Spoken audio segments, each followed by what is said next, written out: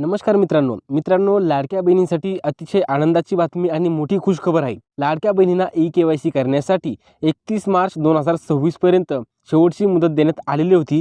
परंतु आपल्या राज्याच्या महिला व बालविकास मंत्री यांनी आता ही मुदत वाढवून लाडक्या बहिणींना पुन्हा ई-केवायसी करण्यासाठी संधी उपलब्ध करून देण्यात आलेली आहे। तर यामध्ये कोणत्या लाडक्या बहिणींना केवायसी करता येणार आहे, यामध्ये दुरुस्तीच करता येणार आहे का नवीन केवायसी करता येणार आहे, या संदर्भातली सविस्तर माहिती आपण या व्हिडिओमध्ये पाहणार आहोत। तर त्यासाठी हा व्हिडिओ नक्की शेवटपर्यंत पहा आणि आपल्या चॅनलवरती पहिल्यांदाच आला असाल तर चॅनलला सबस्क्राइब करा, म्हणजे असेच महत्त्वपूर्ण व्हिडिओ आणि अपडेट तुम्हाला भेटत राहतील। तर चला मित्रांनो व्हिडिओ सुरू करूयात। तर या ठिकाणी पहा, मुख्यमंत्री माझी लाडकी बहीण योजनेतील लाभार्थ्यांना ई-केवायसी सुधारणा करण्यासाठी 31 मार्च पर्यंत मुदत देण्यात आली होती। परंतु राज्यात उद्भवलेले अवकाळी पावसाचे व गारपिटीचे संकट, राज्यातील लाडक्या बहिणींकडून झालेली मागणी या पार्श्वभूमीवर माननीय मुख्यमंत्री श्री देवेंद्र फडणवीस साहेब, उपमुख्यमंत्री श्री एकनाथजी शिंदे साहेब व उपमुख्यमंत्री श्रीमती सुनेत्रा काकू पवार यांच्या सूचनेनुसार ई-केवायसी दुरुस्तीची मुदत आता ही 30 एप्रिल 2026 पर्यंत वाढवण्यात आलेली आहे।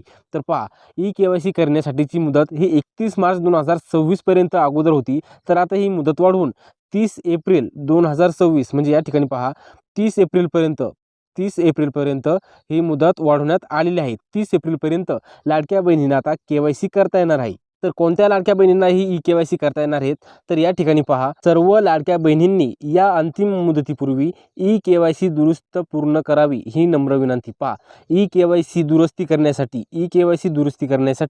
30 एप्रिल आता ही शेवटची तारीख देण्यात आलेली आहे।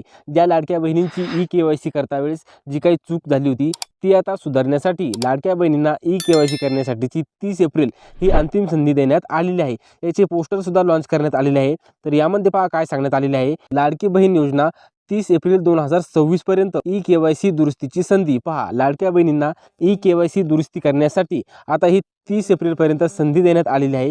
तर 30 एप्रिलपर्यंत ज्या काही लाडक्या बहिणींची केवायसी चुकलेली होती त्यांना आता आपली ई-केवायसी ही करून घ्यायची आहे। त्यानंतर पहा, ज्या पात्र लाभार्थ्यांना ई-केवायसी करूनही योजनेचा लाभ मिळालेला नाही त्यांना ई-केवायसी दुरुस्त करण्यासाठी पुन्हा संधी देण्यात येत आहे। तर या ठिकाणी पहा, ज्या पात्र लाभार्थ्यांना ई-केवायसी करूनही योजनेचा लाभ मिळालेला नाही अशा लाडक्या बहिणींना ई-केवायसी दुरुस्ती करण्यासाठी पुन्हा संधी यामध्ये देण्यात आलेली आहे।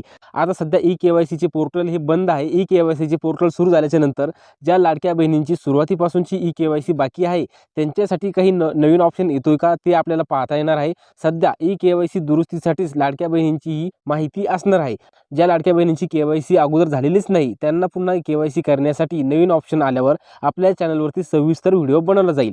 तर मित्रांनो, हा व्हिडिओ कसा वाटला कमेंट करून नक्की सांगा आणि व्हिडिओला लाईक आणि शेअर नक्की करा। महत्त्वपूर्ण असा हा व्हिडिओ होता। आपल्या जास्तीत जास्त महिलांना हा व्हिडिओ शेअर करा। धन्यवाद।